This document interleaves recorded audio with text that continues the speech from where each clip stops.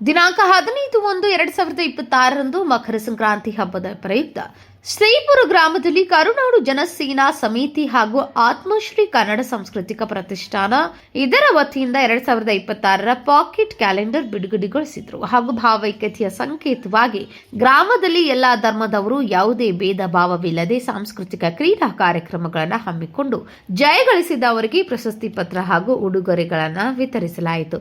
ಕಾರ್ಯಕ್ರಮದಲ್ಲಿ ಕರುನಾಡು ಜನಸೇವಾ ಸಮಿತಿ ರಾಜ್ಯಾಧ್ಯಕ್ಷರಾದ ಡಾ.